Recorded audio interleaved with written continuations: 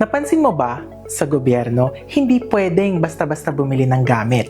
Sa video na ito, pag-uusapan natin ang market scoping form, isang simpleng gabay na makakatulong para mas maging maayos, malinaw at stratehiko ang ating procurement planning. Hindi ito dagdag na trabaho dahil bahagi na ito ng ginagawa natin dati. Ngayon, mas structured na ang proseso para hindi masayang ang oras, pagod at pondo ng gobyerno. Ayon sa RA number 12009, bago maghanda ng Project Procurement Management Plan or PPMP, kailangan muna natin magsagawa ng market scoping. Hindi lang ito tanong na magkano, kundi pati ang tamang specifications, paano ang delivery, ano ang kakayahan ng mga suppliers sa merkado, at ano ang mga possible market or product risks na dapat siyasatin. Layunin nito na ang bawat proyekto ay fit for purpose, eco-friendly at cost-efficient mula umpisa hanggang matapos ang life cycle ng ating ipoprocure.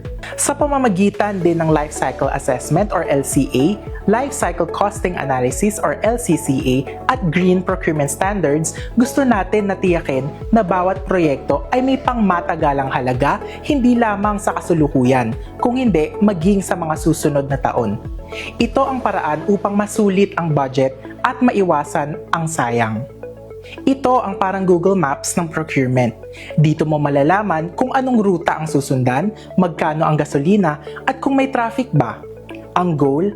Simple. Tiyakin na ang procurement planning ay nakaangkla sa totoong kondisyon ng merkado. Kaya dapat tama at updated ang ating cost estimates, tugma ang design at specifications sa kakayahan ng merkado, realistic ang delivery timelines, at handa tayo sa market risks bago pa man simulan ang proyekto. Pwede kang kumonsulta sa suppliers, dumalo sa expo, magbasa ng brochures o reviews, humingi ng quotes, at gumamit ng online platforms. Kahit Shopee or Lazada, yes, kasama sila.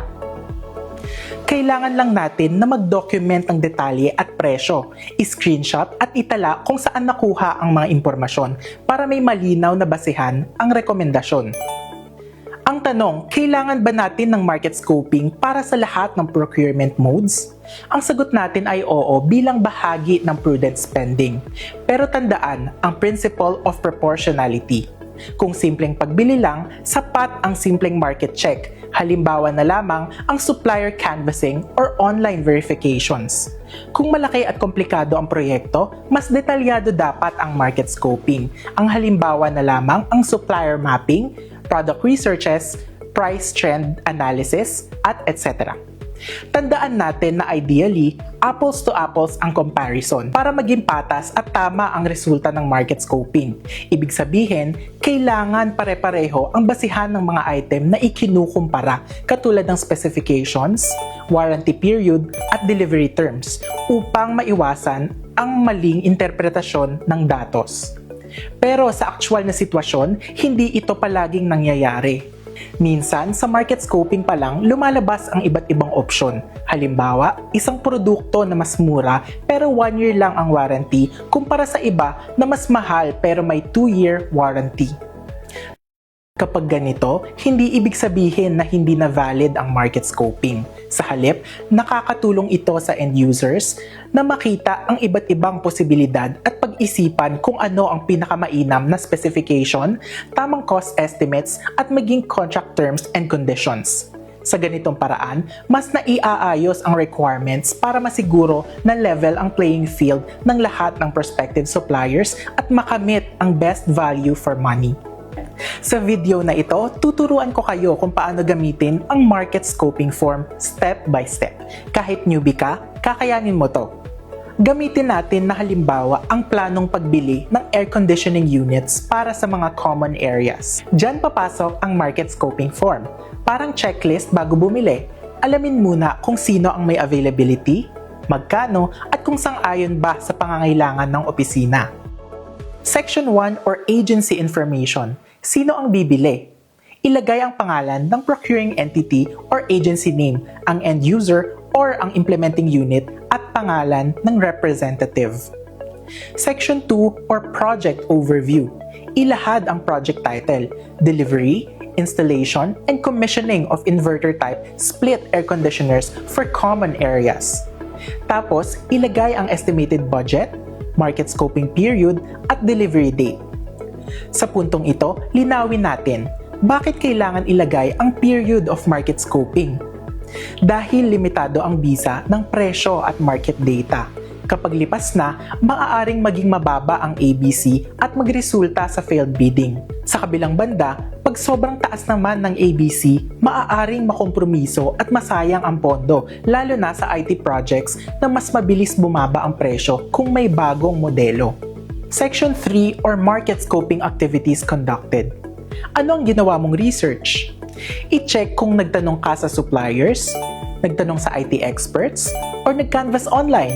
PhilJeps, Shopee, or Lazada at iba pang online platforms, lahat yan pwede, basta may supporting documents.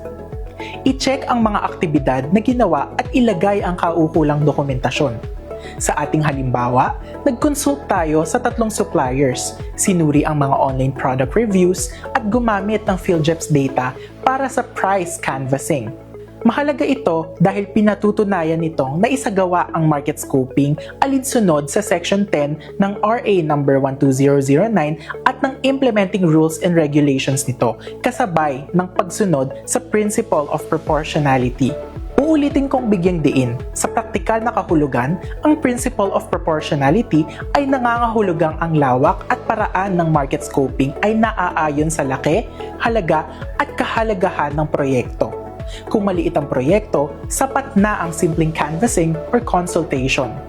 Pero kung malaki at komplikado ang proyekto, dapat mas masinsinan ang data gathering, kasama ang teknikal na pagsusuri, risk assessment, at posibleng life cycle analysis.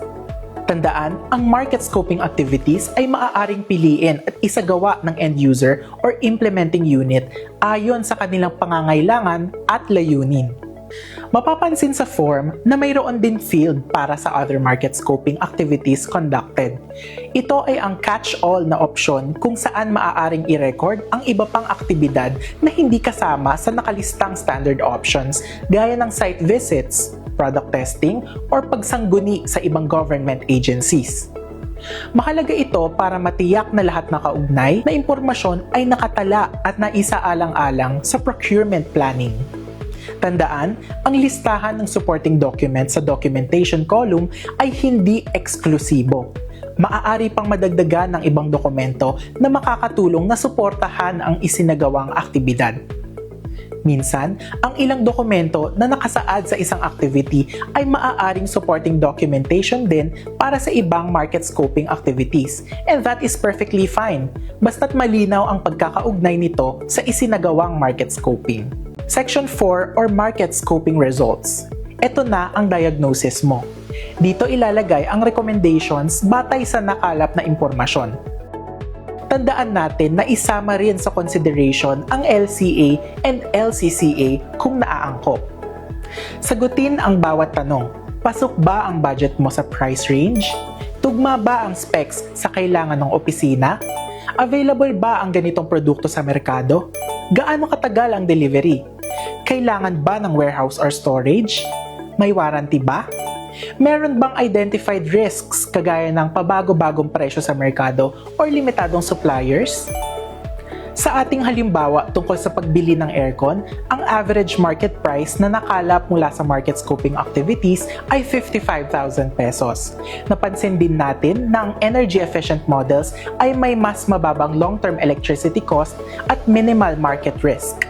Kaya sa ilalim ng green procurement, mas pipiliin natin ang inverter type na may mas mataas na energy efficient rating. Oo, mas mataas ang initial price nito pero babawi ka naman sa mas mababang operating costs at may bonus pa. Mas mababa rin ang epekto sa kalikasan.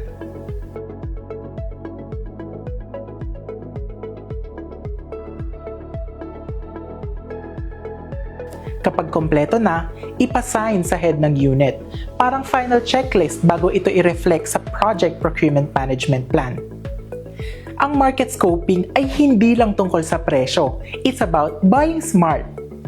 Para mas madali tandaan ang proseso, tandaan ang hashtag of the day natin na hashtag #ProcureSmart. S. Scan the market. Alamin kung ano ang available na presyo, specs, at delivery. Huwag manghula, mag-research. M. Match the need. Siguraduhin na ang item ay sakto sa pangangailangan ng end user. Walang kulang, walang sobra. A. Analyze the options. Paghambingin ang mga suppliers, presyo, at delivery terms. Hindi lang presyo ang basihan. R. Record with evidence. Attach mo ang mga proof, screenshots, email quotes, or specs. Walang haka-haka, dapat may dokumento. T. Think ahead. May risks ba ng delay? May price increase? May storage issues? Planuhin na agad para iwas hassle. Ngayon alam niyo na kung paano gamitin ang market scoping form para bumili ng tamang produkto, proyekto o serbisyo na may stratehikong pagpaplano. Kapag nagamit ito ng maayos, masisiguro natin na bawat procurement project ay planado, wasto ang presyo, akma sa pangangailangan, kapaki-pakinabang at may positibong epekto sa kapaligiran. Let's make every procurement count, procure smart, procure right.